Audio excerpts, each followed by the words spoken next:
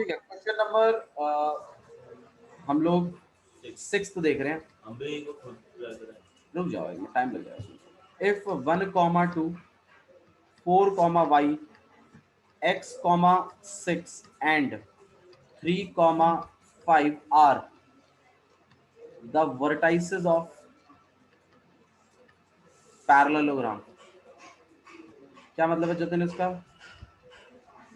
ये 4 पॉइंट है पैरेललोग्राम के। हाँ जी, आगे देखिए क्या बोला है। Taken in order. अच्छा, टेकन इन ऑर्डर ही लेना है आपको हमेशा। अब टेकन इन ऑर्डर का मतलब क्या होता है समझाएंगे अभी थोड़ी देर में, ठीक है। Find x and y. आपने क्या निकालना है? एक्स और वाई। इंपॉर्टेंट क्वेश्चन है ये भी एग्जाम में, हालांकि पूछा बोर्ड में एग्जाम्स में तो नहीं आता, लेकिन हाँ पीटीज में पूछ लेते हैं, ठीक है। तो जैसे ही आपके पास पैरेललोग्राम हो गया,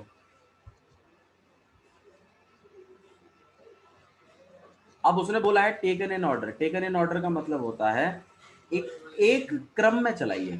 मतलब ऐसा ना हो कि जैसे मान लो तुमने इसको ए दिया, इधर बी दिया, इधर सी दिया और इधर डी दिया। मान लो ये देखो मैंने क्रम में लिखी है बातें। अगर मैं ए यहाँ लिखता, बी यहाँ लिखता, सी यहाँ लिखता और डी यहाँ लिख देता, तो क्या क्रम में होती बात? नहीं होती, फिर वो ऑर्डर में नहीं होती। तो उसने बोला ये जो वर्टाइसेस आप लिख रहे हो ना, इनको ऑर्डर में ही लिखना है।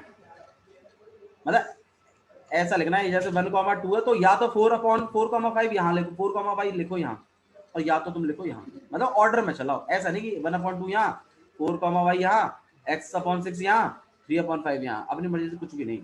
ऑर्डर में या तो ऐसे चलाइए चरखी को, और या तो ऐसे चलाइए।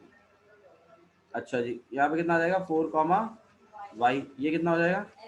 x, 6, और ये कितना हो जाएगा? 3, क्लियर? अच्छा जी, आगे देखते हैं। What is the paragraph taken और फाइंड एक्स एंड वाई। मुझे ये एक्स और वाई चाहिए। कर लेंगे। कैसे करोगे तो सही, लेकिन करोगे कैसे, मेन बात है। हम क्या करेंगे, इनके डायगोनल्स को आपस में कट करवाएंगे। ये हो गया और ये हो गया।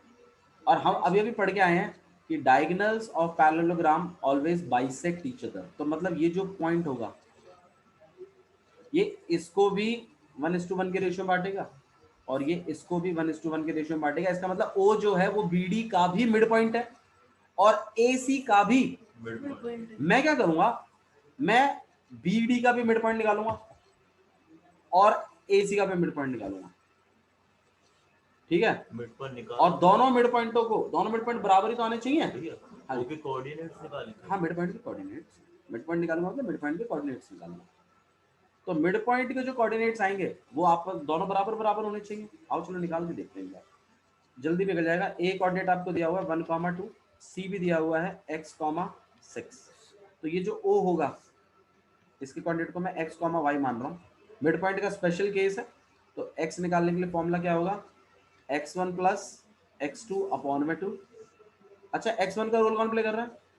1। x2 का? x खुद और अपॉन में 2, ठीक है। अच्छा, मैं यार यहाँ पे ना O की जगह x और y नहीं लेता, मैं इसकी जगह A और B लेना। क्यों? क्योंकि यहाँ x ऑलरेडी चल रहा है, तो वो कंफ्यूजन हो जाएगा फिर आप। तो आप एक काम करो, x मत लिखो, यहाँ पे A लिख दो। समझ में तो आ रहा है ना? A मतलब वो स्टार्टिंग वाला। अब ये आगे प्लस नहीं हो सकते, तो मेरा तो A की वैल्यू यही आई है। ऐसी वैल्यू में किसकी निकालूंगा? B की। फॉर्मूला क्या है? y1 प्लस अपॉन में 2। y1 का कौन रोल प्ले कर रहा है?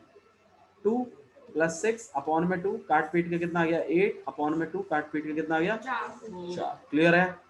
ये मेरा O कोऑर्डिनेट O निकल गया है, ठीक है। तो O के कोऑर्डिनेट है 1 प्लस x अपॉन में 2 और 4। क्लियर है? किसी को दिक्कत है तो बताइए, ठीक है। ऐसे ही हम किसका निकालेंगे? B और D का। तो B के कोऑर्डिनेट है 4, y। इसको मैं x1 y1 मान लेता हूँ, हालांकि मानने की ऐसे कोई लिखने की जरूरत नहीं है, मैंने यहाँ नहीं लिखा है, देखो।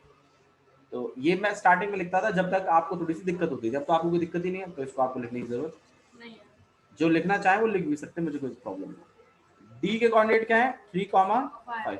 अच्छा, ओ के कोऑर्डिनेट क्या तुम निकाल चुके हो? ओ के कोऑर्डिनेट कितने हैं?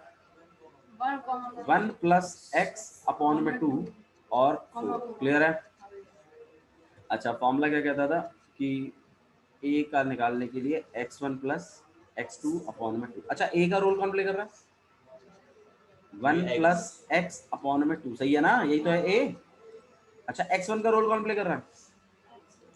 4, x2 का 3 अपॉन में पूरी इक्वेशन में क्या नहीं पता है, निकाल नहीं सकते, कैसे निकालेंगे?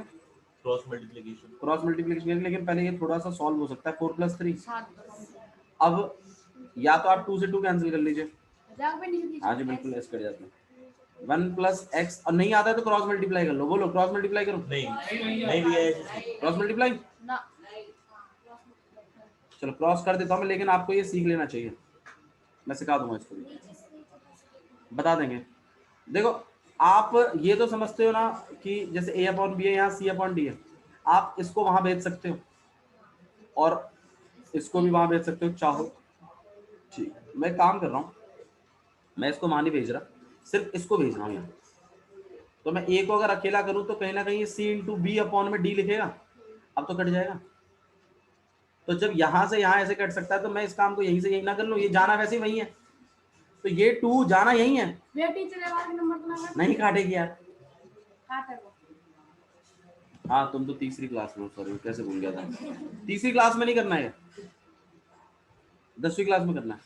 अब आप देख लो कौन सी क्लास में आप, 2 से 2 कट जाएगा, ये आना चाहिए भाई, ये आपके बेसिक्स को कमजोर कर देगा वरना, क्योंकि ऐसे क्वेश्चन बहुत सारे होंगे जिनमें मल्टीप्लाई करने के बाद बहुत बड़ा नंबर बनेगा, तो मल्टीप्लाई करने में टाइम वेस्ट, और फिर वैसे भी काटना ही है, तो ऐसे कट जाता है।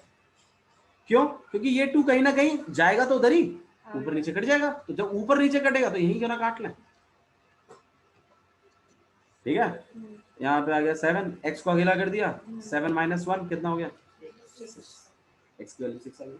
ऐसे ही हम किसको निकालेंगे, b को, तो y1 + y2 अपॉन में करके दिखाना, y की वैल्यू 3 आ रही है। अच्छा b का रोल कौन प्ले कर रहा है, y1 का,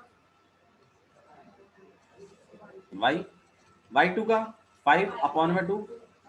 अच्छा ये 2 से 4 कट जाएगा, हाँ। नहीं, कैसे कट जाएगा, अरे वो नीचे थोड़ी है, वो भी क्रॉस में जा रहा है ना, वो तो मल्टीप्लाई होगा उधर, तो मैं माइनस कर सकते हैं, माइनस कैसे करते हैं, डिवाइड है वहां जाएगा क्या हो जाएगा, माइनस कैसे करते हैं, तो 4 2 सा यहाँ पे y + 5, अब मैं y को अकेला करूंगा, 5 को उधर भेजूंगा, क्या होता है जाएगा माइनस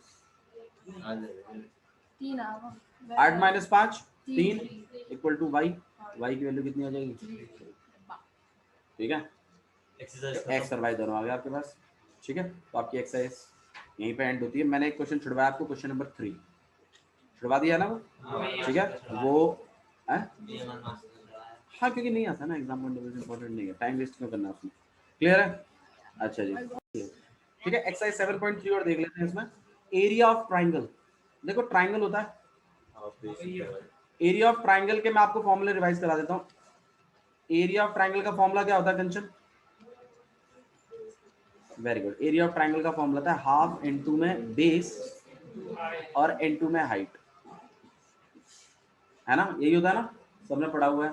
अच्छा इक्विलेटरल ट्राइंगल का फॉर्मूला क्या होता है, इक्विलेटरल ट्राइंगल का एरिया का फॉर्मूला अलग है, बताओ भैया यशिका, √3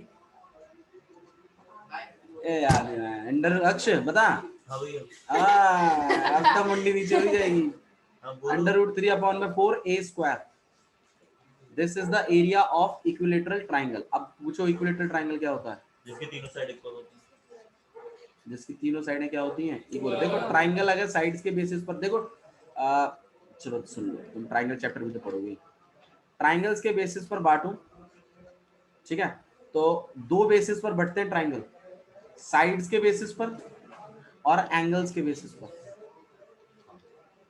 मेरे को भी नहीं पता था ये, मेरे टाइम पे, भाई बाद में पता चला, अरे ऐसा होता है भाई, मैं तो कंफ्यूज रहता था, मैंने यार कभी तो साला एक्यूट बताते हैं, कभी आइसोसलेसिस बता देते हैं, मैं जिसको एक्यूट बोलूं वो उसका आइसोसलेसिस बोले। तो दिक्कत ये है कि ये 2 उसमें बटा हुआ है, साइड्स के बेसिस पर अलग में बांटते हैं और एंगल्स के बेसिस पर अलग में बांटते हैं। जैसे मान लो मैं आप ही लोगों को बांटना शुरू कर दूं, तो मान लो आपकी पॉकेट में कितने रुपए हैं, अगर मैं उसके बेसिस पर बांटूं तो वो रुपए के बेसिस पर बांट दिया। मान लो मैं बोलूं हाँ भाई किसके बाल कितने लंबे हैं, उसके बेसिस पर बांटे, तो वो फिर अलग कैटेगरी हो जाएगी। तो ट्राइंगल्स को साइड्स के बेसिस पर बांटे तो 3 तरीके के ट्राइंगल निकल के आते हैं। कौन कौन से, इक्विलेटरल, सबसे पहला कौन सा, स्केलेन, स्केलन, सबसे पहला स्केलन। दूसरा आइसोस्लेसिस, और तीसरा अच्छा आइसोस्लेसिस स्पेलिंग बच्चे नहीं लिख पाते भैया, मैं भी नहीं लिख पाता हूँ, मैं भी नहीं लिख पाता था भैया, बहुत काम किया मैंने इसमें भी, हमेशा गलत लिखता था, हमेशा, कभी डबल एस लगा दिया, कभी डबल सी लगा दिया, कभी कुछ लगा दिया, कभी डबल एल लगा दिया। स्केलन को देखो, ऐसी बात कोई जरूरी नहीं है स्केलन को फर्स्ट पे लेना है, लेकिन ऑर्डर है कि पहले स्केलन आएगा, दूसरा आइसोस्लेसिस है, तीसरा इक्विलेटर। कोई कंपल्शन नहीं है, उसको आगे डाल दो, उसको पीछे डाल दो, कोई दिक्कत नहीं। लेकिन जब हम पढ़ ही रहे हैं, हम याद ही कर रहे हैं, तो फिर हम क्यों। देखो एक्चुअली मेरे को थी ईगो प्रॉब्लम, जब मैं छोटा था मुझे ईगो प्रॉब्लम, मेरे को अच्छा नहीं लगता था कोई टीचर मेरे बारे में बुरा सोचे, ठीक है। मैं बता तो रहा हूँ, ट्यूशन वाला जो हिसाब किताब था मेरे साथ ही था, नहीं सोचता था मेरे बारे में क्या सोचती है, और मैं कभी नहीं पूछा, ऐसे देता रहा उसको पैसे, और मेरा मैथ्स वीक होता चला गया 6th 7th 8th में, और फिर 9th में जाके होश आया, गड़बड़ कर रहा हूँ, पूछता नहीं था, ऐसे सोचता था बस 1 घंटा कट जाए किसी तरीके से, 1 घंटा कट गया, ठीक है दीदी जा रहे हैं, और गए सूतम सूत बुलेट की तरह, ठीक है। घर वालों का प्रेशर था, पढ़ना पड़ता था, लेकिन बाद में समझ में आया नहीं, घर वालों की वजह से नहीं पढ़ते हैं, हमें पढ़ना है इसलिए पढ़ते हैं। स्केलन ट्रायंगल, स्केलन ट्रायंगल में क्या होता है यशिका जी, तीनों साइडें डिफरेंट होती हैं। आइसोस्लेसिस में क्या होता है, आइसोस्लेसिस में ऐसे होना थोड़ा सा, इक्विलेटरल में सारे ट्रायंगल, जितने भी ट्रायंगल हैं सबके फॉर्मूला एरिया का half into base into height होता है, लेकिन इक्विलेटरल ट्रायंगल के एरिया का एक स्पेशल फॉर्मूला है √3/4 a का स्क्वायर, जिसमें a क्या होता है, a साइड होती है, तीनों साइड बराबर है तो a ही होगा। अच्छा, एंगल्स के बेसिस पर बांटे तो 3 तरीके के ट्रायंगल फिर निकल के आते हैं आपके आगे, कौन कौन से, very good, acute angle triangle. अब आप बोलोगे भैया ये तो एंगल होते थे, नहीं, ये एक्यूट एंगल भी होता है, लेकिन एक्यूट एंगल ट्रायंगल भी होता है, तो एक्यूट एंगल ट्रायंगल। दूसरा नहीं, दूसरा राइट है, राइट एंगल ट्रायंगल, बताऊंगा राइट एंगल ट्रायंगल। तीसरा कौन सा हो गया, एंगल ट्रायंगल, ठीक है। एक्यूट में क्या होता है, ज्योति बताइए क्या, वो तो आप तो एक्यूट एंगल बता रहे हो, एक्यूट एंगल ट्रायंगल क्या होता है वो पूछ रहा हूँ। आपने जो बताया एक्यूट एंगल बता दिया, लेस देन 90 को बोलते हैं एक्यूट, ग्रेटर देन 90 को बोलते हैं ऑब्ट्यूज, और 90 को बोलते हैं राइट, ये तो सही है, लेकिन एक्यूट एंगल ट्रायंगल क्या है कंचन, नहीं बता भैया, जिस ट्रायंगल में एक एंगल 90 डिग्री से बड़ा हो। गलत, बताओ ध्रुव बताया, सारे एंगल 90 से छोटे हो, सारे एंगल 90 से छोटे होने चाहिए, वो होता है एक्यूट एंगल ट्रायंगल। मतलब ये 60 हो जाए, ये 30 हो जाए, 30 नहीं, ये 30 तो नहीं है, सॉरी 40 लेना पड़ेगा, ये 40 हो जाए, 100 हो गया, और ये 80 हो जाए, तीनों एंगल 90 से क्या होने चाहिए, छोटे होने चाहिए, उसे कहते हैं हम एक्यूट एंगल ट्रायंगल, ठीक है। अच्छा जी, राइट एंगल ट्रायंगल क्या होता है, एक एंगल 90, वेरी गुड, जिसमें एक एंगल तो कितने का हो, 90 और बाकी 2 एंगल 90 से लेस देन 90 हो, या दोनों को प्लस करके 90 आ जाए। अच्छा, दोनों को प्लस करके 90 आएगा तो कितने के होने चाहिए, गलत, 60-30 नहीं हो सकता क्या, अरे नहीं हो सकता क्या, एक्यूट जरूरत है 45-45 ही होगा, और 50-40 में 80-10 नहीं हो सकता, 50-40 भी हो सकता है, बाकी के 2 एक्यूट होने चाहिए, दोनों एक्यूट होने चाहिए, बाकी के बच्चे हुए एक 90 का होना चाहिए, और बाकी के दोनों एक्यूट एंगल होने चाहिए, एक्यूट एंगल होने चाहिए, मतलब लेस देन 90। ऑब्ट्यूज क्या होता है, ऑब्ट्यूज एंगल ट्रायंगल, एक ऐसा ट्रायंगल जिसमें एक एंगल 90 से बड़ा हो। अच्छा, 2 क्यों नहीं हो सकते 90 से बड़े, सोचो, वो 180 से ज्यादा, 180 क्रॉस हो जाएगा 2 से ही, इसीलिए बोला उसने 1 होना चाहिए, तो 110 मान लो, और ये वाला 50 मान लो, कितना हो गया, 160, और ये 20, क्यों 20 क्यों लिखा मैं, बाकी को प्लस करके 160 है, और 180 से ऊपर नहीं जा सकता, तीनों एंगलों का प्लस, ट्रायंगल की खासियत है, या 360 डिग्री नहीं 180 से ट्राइंगल्स में नहीं रहता। ट्राइंगल्स में एंगल सम प्रॉपर्टी नहीं पढ़ी हमने? Sum of all angles of triangles is less than is equal to 180।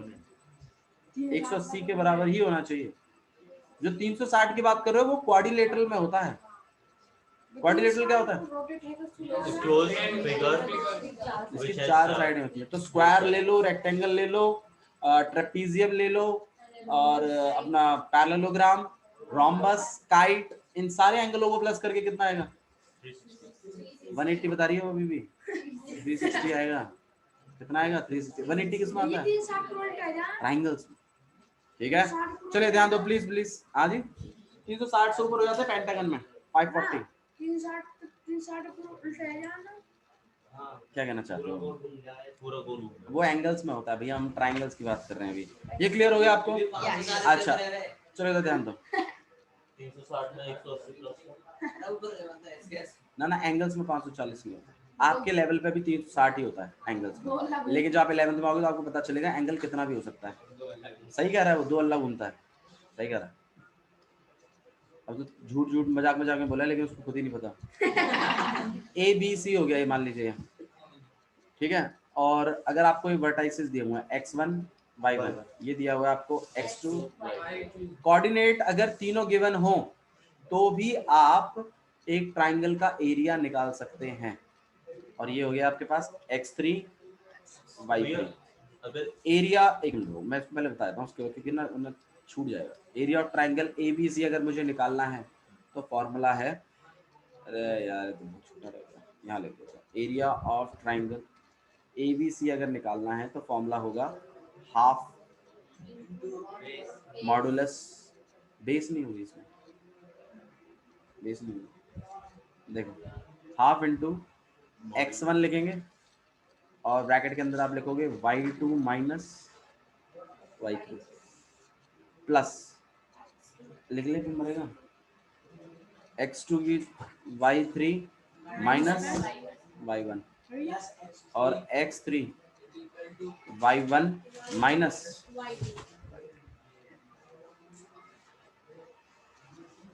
ये होगा। अब आप बोलोगे याद कैसे करेंगे? सबसे पहला हाफ लिखना है, बाहर x चलेंगे ब्रैकेट के बाहर, कंफर्म है। जैसे 1 2 3 के ऑर्डर में चलते हैं, 1 2 3 वही लिखा हुआ देख लो, x1 x2 x3। ठीक है, अच्छा जी। अब एक ध्यान रखना, यहाँ पे 3 बातें लिखी हुई है, एक ये लिखी हुई है, एक ये लिखी हुई है और एक ये लिखी हुई है। 3 चीजें लिखी हुई है ना यहाँ पे। ऑर्डर ऐसा चलेगा 1 2 3, x1 तो ये y2 होगा और ये y3। देखो वही लिखा, अब इसे माइनस आ गया। अगर फॉर्मूला याद नहीं होता है तो मैं टेक्निक बता रहा हूँ, मैं भी ऐसे ही लिखता हूँ, मैं इसलिए बता रहा हूँ, आपके साथ शेयर कर रहा हूँ। अच्छा, दूसरे में जब लिखना होगा तो ये आगे आगे प्रमोट हो जाएंगे अपने आप, ये पीछे चला जाएगा, मतलब लिखा जाएगा 2 3 1, ये x होगा, ये y होगा, ये y होगा, देख लो। फिर आगे आगे फिर प्रमोट हो जाएंगे, आगे वाला पीछे चला जाएगा, फिर आ जाएगा 3 1 2। सही है, ठीक है, आप ऐसे याद रखो। अच्छा दूसरी बात, ये मॉडुलस क्यों है? मॉडुलस क्या होता है पहले तो तुम ये बताओ मुझे, पता नहीं काम क्या होता है ध्रुव मॉडुलस का? बताया हुआ है? नहीं पता भैया? बताया हुआ तुझे मॉडुलस क्या होता है? तुम्हें बताइए मॉडुलस क्या होता है, बताया हुआ है मॉडुलस क्या होता है? देखा ही बताता हूँ। ये 3 बन जाता है। नेगेटिव की चीज कैसी बन जाती है? अच्छा पॉजिटिव बन जाती है, मॉडुलस होता है। बताया हुआ है, तुम्हें पता ही नहीं है। कोई भी नेगेटिव की चीज हो वो क्या बन जाती है? और जो पॉजिटिव की चीज हो वो पॉजिटिव ही रहती है। अरे पागल, ये भगवान की दया है, इसमें नेगेटिव आदमी पॉजिटिव बन जाता है और पॉजिटिव पॉजिटिव ही रहता है। मॉडुलस, मॉडुलस इज लाइक, देखो मॉडुलस का मतलब एक्चुअली वो नहीं होता, मॉडुलस का मतलब कुछ और होता है, लेकिन आप ऐसे याद रखिए, मॉडुलस में कोई भी नेगेटिव चीज जाएगी वो किसकी बन जाएगी? पॉजिटिव की, और पॉजिटिव की जाएगी तो वो पॉजिटिव ही रहेगी। अब मैं आपको ये बताता हूँ, ये क्लास 4th का कंसेप्ट है, एब्सोल्यूट वैल्यूज। पढ़ा होगा आप लोगों ने, एब्सोल्यूट वैल्यूज निकालना नहीं पढ़ा होगा, चलो ठीक है। ओके, तो ये फॉर्मूला है। अब मैं आपको एक ट्राइंगल दे रहा हूँ, तीनों वर्टाइसेस दे रहा हूँ, आप मुझे एरिया कैलकुलेट करके दोगे। एक्सरसाइज 7.3 क्वेश्चन नंबर 1 के 2 पार्ट हैं, दोनों कर सकते हैं आप। पढ़ो क्या लिखा हुआ है।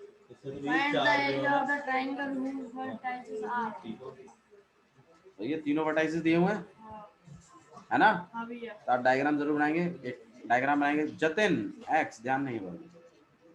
तो यहाँ पे 2,3 -1, 0 और 2, -4। अच्छा जी, मॉडुलस पे और काम करेंगे हम लोग, थोड़ा सा सुन लो। ये मॉडुलस क्यों लगाया गया, इसके ऊपर मॉडुलस लगाने का क्या रीजन है? बहुत बच्चे ब्रैकेट लगाएंगे, मैंने ब्रैकेट नहीं लगाना है, मॉडुलस लगाना है। रीजन है उसका, ब्रैकेट का काम नहीं होता नेगेटिव को पॉजिटिव बनाना, मॉडुलस का काम होता है। अच्छा, हम नेगेटिव से पॉजिटिव बनाना क्यों चाहते हैं? एरिया कभी क्या नहीं होता, मैं ये थोड़ी कह सकता हूँ भैया मेरे को -230 गज का प्लॉट मिला है, तो गलत है। या तो प्लॉट नहीं मिला है और या तो कुछ गज का मिला है। एरिया कभी भी क्या नहीं होता, नेगेटिव नहीं होता। तो एरिया ऑफ ट्राइंगल को आप नेगेटिव नहीं कर सकते, वो या तो 0 होगा और या तो पॉजिटिव होगा। अच्छा जी, अब मेरी एक बात और बताओ, चलो ज्योति नहीं, पूजा बताएगी। इसका एरिया मान लो इसको सॉल्व करते कराते नेगेटिव आएगा तो क्या बना देंगे? अच्छा, लेकिन अगर 0 आ गया तो क्या बनाएंगे? 0 रहेगा, तो 0 ही रहेगा और एरिया मेरा क्या आ जाएगा? 0। अब किसी ट्राइंगल का एरिया 0 आ रहा है, इसका मतलब क्या है? पूजा बताओ। किसी ट्राइंगल का एरिया अगर 0 आ रहा है, इसका मतलब क्या है? कि वो ट्राइंगल ही नहीं है, यही मतलब है ना उसका। जतिन सुन मत, ध्यान दे। अगर किसी ट्राइंगल का एरिया अगर 0 आ रहा है तो इसका मतलब क्या है? 0, कि वो ट्राइंगल है ही नहीं, मतलब ट्राइंगल बन नहीं पाया। अच्छा, ट्राइंगल कब बनता है कब नहीं बनता ये भी सुनने वाली बात भाई। अगर मैं आपको तीनों वर्टाइसेस एक स्ट्रेट लाइन में दे दूं तो क्या तुम इससे ट्राइंगल बना पाओगे? कभी नहीं बनेगा। ज्वाइन करोगे? तो ऐसे केस में आता है एरिया 0, तो एरिया क्या आ जाता है? 0। कब? जब तीनों पॉइंट कैसे हैं? एक स्ट्रेट लाइन में है। तीनों पॉइंट जब एक स्ट्रेट लाइन में होते हैं कंचन, उन पॉइंटों को क्या कहते हैं? कोलिनियर। क्या कहते हैं? कोलिनियर। वर्टाइसेस तो पॉइंटों की कह देते हैं। तीनों पॉइंट जब एक स्ट्रेट लाइन में आ जाते हैं उन्हें क्या कह देते हैं? तो अगर कभी क्वेश्चन आया आपको कि भैया 3 पॉइंट दे दिए उसने, प्रूव करो ये कोलिनियर है, तुम्हारे पास 2 तरीके हो गए। अब एक तो वो वाला था, ये वाला डिस्टेंस निकालो, ये वाला निकालो, ये पूरा निकालो, 2 को प्लस करके तीसरे के बराबर आ जाए तो कोलिनियर है। अब ये भी आ गया, इन तीनों वर्टाइसेस से एरिया ऑफ ट्राइंगल निकाल लो, और अगर एरिया ऑफ ट्राइंगल 0 आ गया तो इसका मतलब ये तीनों पॉइंट कैसे हैं? नहीं है? आ गया। देखो है? नहीं है क्यों? अरे 3 पॉइंट अगर कोलिनियर हैं तो इसका मतलब उनसे ट्राइंगल नहीं बनेगा, और अगर ट्राइंगल नहीं बनेगा तो उसका एरिया क्या होगा? 0। तो आप इससे उल्टा भी तो कह सकते हो कि अगर मान लो आपने किसी ट्राइंगल को निकाला और उसका एरिया 0 आ गया तो आप इस बात को कह दो कि भैया ये तीनों पॉइंट कैसे है? कोलिनियर है। मतलब इसको हम कोलिनियर के प्रूफ की तरह भी इस्तेमाल कर सकते हैं अगर जरूरत पड़ेगी तो। ठीक है, ऐसे क्वेश्चंस हैं आपकी किताब में। अच्छा, क्वेश्चन नंबर 4 भी आप लोग घर से करेंगे। क्वेश्चन नंबर 4 कर सकते हैं आप लोग, देखिए बता देता हूँ क्या लिखा हुआ है क्वेश्चन नंबर 4 में। Find the area of the quadrilateral whose vertex is taken in order are -4, -2. Very good. तो आपको एरिया ऑफ क्वाड्रिलेटरल निकालना है जिसके क्वाड्रिलेटरल मतलब भाई 4 साइड का क्लोज फिगर। वर्टाइसेस दिए हुए हैं -4, -2, -3, -5, 3, -2 और ये है 2, 3। अब मुझे एक बात बताओ, अगर मुझे इस क्वाड्रिलेटरल का एरिया निकालना है तो मैंने क्वाड्रिलेटरल का तो एरिया निकालने का फॉर्मूला सीखा ही नहीं। जतिन ध्यान नहीं बच्चे, फिर से उसकी पॉकेट पता नहीं क्या लिख रहा है, किस पे ध्यान है जतिन? मुझे क्या पता उधर क्या देख रहा है? बीच में लाइन एक डायगोनल बनाएंगे। तो आप क्या करेंगे, आप यहाँ पे काम करिए, डायगोनल खींच लीजिए तो फिर 2 ट्रायंगलों का एरिया निकाल। इसका ट्रायंगल का एरिया निकाल लेना। तीनों वर्टाइसेस पता है? हाँ। एरिया तो निकाल ही लोगे फॉर्मूले से। इसका भी निकाल लेना, इसके भी तो तीनों ही पता है। हाँ। तो क्या कैलकुलेट कर देना, दोनों को प्लस कर देना, तो पूरे क्वाड्रिलेटरल का एरिया ठीक है। तो आप question number 1, question number 4 homework से करके लाओगे, और